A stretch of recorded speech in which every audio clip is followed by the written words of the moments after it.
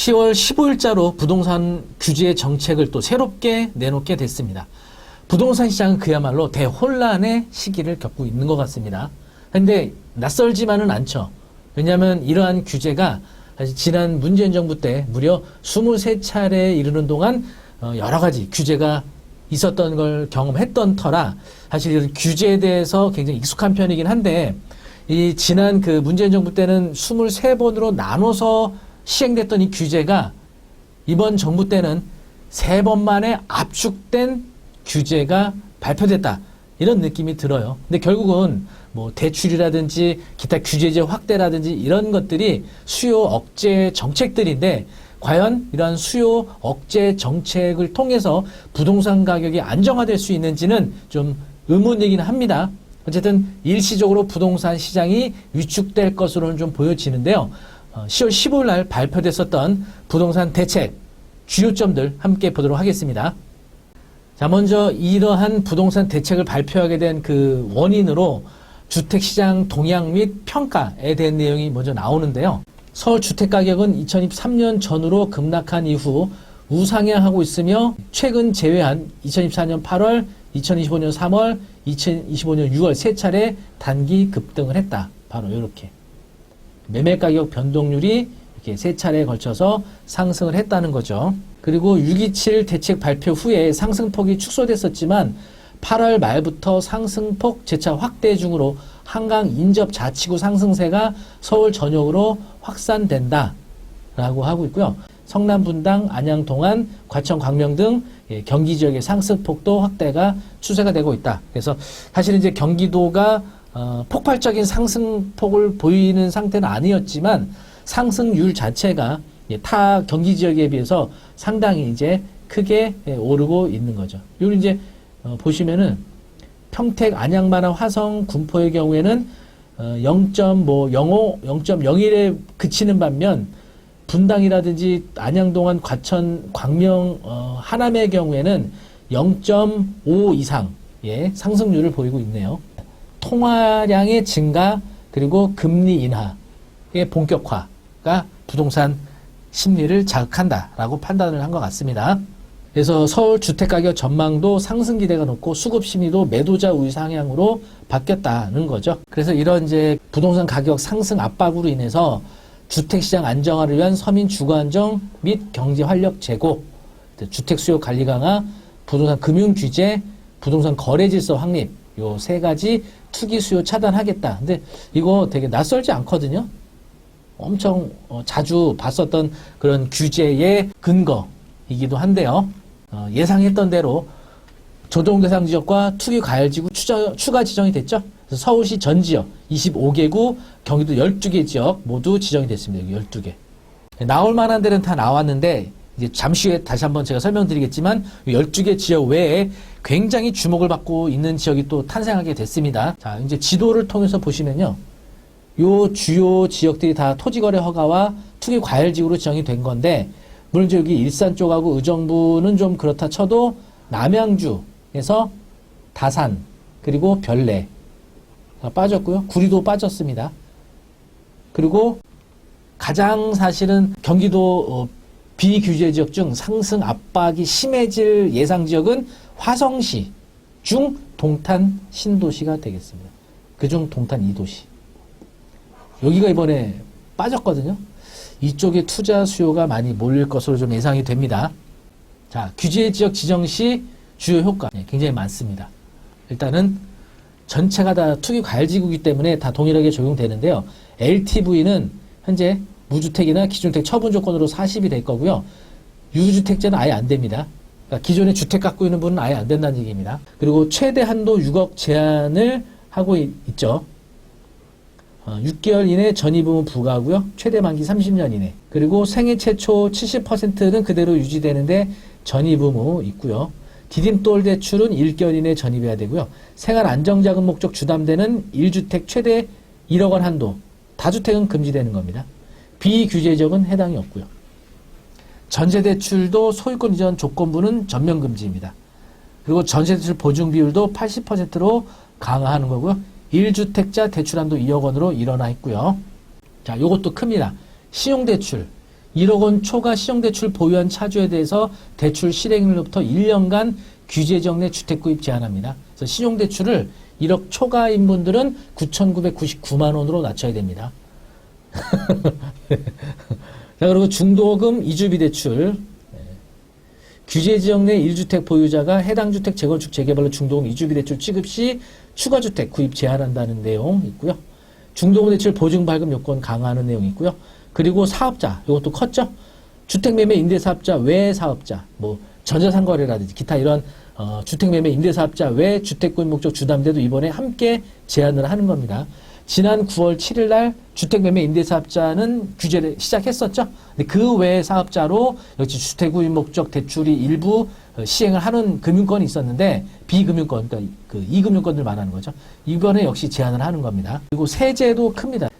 다주택자 취득세 중과가 바로 조정은 2주택부터 8%, 3주택부터 12%니까 사실은 서울은 이제 기존의 주택 보유한 상태에서는 두 번째 주택 취득할 때부터 중과가 되는 겁니다. 그리고 양도소득세 중과 장기보유 특별고제 전면 변제지만 양도소득세 중과는 한시적으로 2020년 5월까지 유예가 돼 있죠. 그리고 1세대 1주택 양도세 비과세 요건은 보유만 2년 하면 됐었는데 거주 2년도 필요합니다. 전매 제한 요거 걸려 있는 거. 그리고 이제 여기는 청약에 관한 사항이 있고요. 그 다음에 재개발 재건축 관련된 거. 재건축 조합원당 주택공급수 1주택으로 제한을 합니다. 여러 채 갖고 있다 하더라도 한 주택으로 제한이 된다는 거고요. 재건축 그리고 조합원지 양도 제한이 되는 거죠. 사실은 이제 재개발 재건축 투자를 많이 하셨던 분들, 특히 서울 전역이 투기 과열지구가 됐기 때문에 재건축은 조합 설립인가 후, 재개발은 관리처분인가 후부터는 조합원지가 금지가 됩니다. 그리고 재당첨 제한도 5년으로 제한되고요. 자금조달 계획서 입주계획 신고 의무에서 당연히 이거 플러스 증빙자료 제출 의무까지. 자, 경매의 경우에는 예외적으로 적용되지 않는 것들이 있는데 요 관련된 내용은 다음 영상에서 자세하게 소개해드리도록 하겠습니다. 그리고 토지거래 허가 추가 지정된 사항이 있죠. 그러니까 이 서울 전역을 투기과열지구 플러스 토지거래 허가는 처음입니다. 지금 난리가 아닙니다. 그런데 특이한 거는요. 허가 대상에 허가구역 소재 아파트뿐만이 아니라 동일 단지 내 아파트가 한 개의 동 이상 포함된 연립다세대? 바로 한남도일 같은데 한남도일. 여기 아파트가 한 개의 동 이상 포함된 연립다세대 이런 데도 허가 대상이다. 자, 그리고 이제 지정기간은 2020년 12월 31일까지 취득일로부터 2년간 실거주 의무 내외국인 모두 적용됩니다. 실거주 의무 위반 시 이행강제금 부과 허가 취소, 토지거래 허가구역 비주택 대출에 대해서도 LTV가 40%. 그래서 지금 문제가 상가하고 오피텔이 지금 문제입니다. 그동안은 LTV 70이어서 경매의 경우에는 최대 80%까지 낙찰가 80%까지 대출 받았던 것인데 이제 서울 전역에는 상가 오피텔이 대출이 제한이 되고 있는 겁니다. 40%로. 그래서 더 위축이 될 것 같습니다. 역시 토지거래 허가도 이번에 투기과열지구와 동일하죠. 그리고 대출에 있어서는 여신한도 차등화. 그래서 기존에는 수도권 규제지역이 6억으로 제한을 했는데 시가 기준에서 15억 이하는 6억, 15억 초과 25억 이하는 4억, 25억 초과는 2억. 근데 사실은 20억 초과는요, 이거 의미가 없죠. 그럼 뭐 23억을 현금으로 살 정도면은 25억도 현금이 있겠죠. 근데 이거 가장 크죠, 이게. 15억 원 이하에서 6억 제한되는 거. 사실은 이런 대출 규제 과거에도 15억 초과 대출 전면금지했었잖아요. 그렇다고 15억 초과 아파트가 안 오른 거 아니었거든요. 그 다음에 스트레스 금리 상향 조정입니다. 수도권 규제 지역 내 스트레스 금리 1.5를 3.0%로 상향 조정하게 되면 한도가 줄어드는 효과가 생기게 될 거고요. 그 다음에 전세대출 DSR. 전세대출은 DSR 적용해서 제외됐었는데 이제는 전세대출 이자 상환분까지 DSR에 반영하게 됩니다. 당분간은 쉽지 않겠습니다. 근데 지난 그 규제 정책 때도 그랬지만 과연 이 규제 정책이 일반 부동산 시장에 위축 시키는 기간이 과연 얼마나 갈지 좀 지켜봐야 될 것 같지만 사실은 그동안 너무 많은 규제를 받아왔기 때문에 사실은 이제 좀 익숙합니다. 그러니까 마치 이제 그 항생제 자꾸 우리가 먹거나 주사 맞다 보면 내성이 생기잖아요. 그러니까 우리 인간의 정신과 육체는 어떤 내성이라는 그런 성향을 갖고 있는 것 같아요. 그래서 이런 정책에 대한 내성도 상당히 높아져서 이제 이렇게 점점 더, 그러니까 처음에는 뭐 대출만 조금 규제, 뭐 LTV를 조금만 내려도 굉장히 위축이 됐는데 더 이상 이제 이런 거로는 안 된다는 얘기입니다. 점점 더 강력한 규제를 만들어야만 이제 그 부동산 시장에 어떤 긴장을 가져올 수가 있는데 사실 이제 이런 것들이 앞으로 그럼 언제 어떻게 할지 그 의문입니다. 이번에도 부동산 가격이 안정이 안 되면 다음에는 과연 그럼 더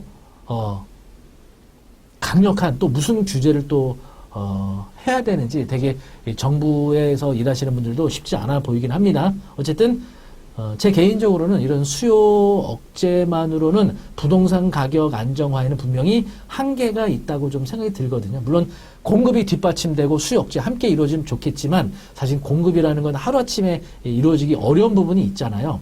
그래서 사실 이제 수요 억제는 매수 심리 자극으로 이어지는 부분도 분명히 있거든요. 그래서 신중하게 해야 됨에도 불구하고 너무 이렇게 강력한 규제를 한 번에 쏟아내는 느낌이 좀 있습니다. 어쨌든 좀 지켜봐야겠지만 당분간은 부동산 일반 시장 그리고 경매 시장도 역시 이런 위축이 될 것 같습니다. 이제 경매 관련해서도 질문하시는 분들이 많아. 이번에 발표된 이런 대책들이 경매에도 동일하게 적용되냐라고 하시는데 일단 먼저 대출 규제는 경매도 동일하게 적용됩니다. 사업자 대출, 일반 주택담보대출 모두 다 적용이 됩니다. LTV라든지 DSR이라든지 모두 경매도 적용이 돼요.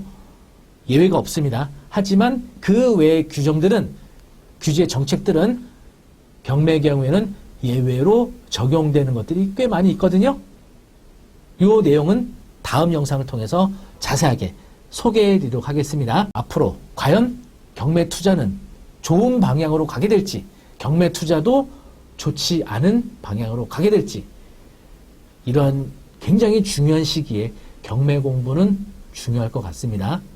어떻게 경매 공부 이번에 좀 한번 확실하게 해보시면 어떨까 싶어요.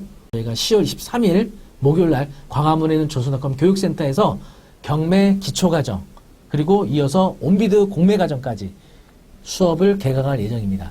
그래서 각각 관심 있는 과목을 신청하셔도 되고요. 요거를 통합으로 신청하셔도 경매와 공매를 함께 마스터하실 수 있는 시간이 되리라 생각합니다.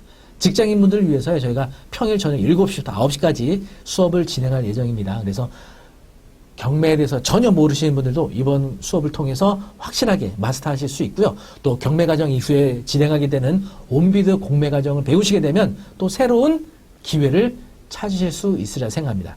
수강 신청 링크는 아래 올려드리도록 하겠습니다. 10월 23일 개강하는 경매 기초과정 그리고 온비드 공매과정 저와 함께 이번 위기를 또 좋은 기회로 삼으실 수 있기를 바라면서 영상 마치도록 하겠습니다. 영상이 좋으셨다면 구독, 좋아요 부탁드리고요. 다음 영상에서는 이런 규제 속에서도 과연 경매는 어떻게 좋은 장점이 있는지 알아보도록 하겠습니다. 감사합니다.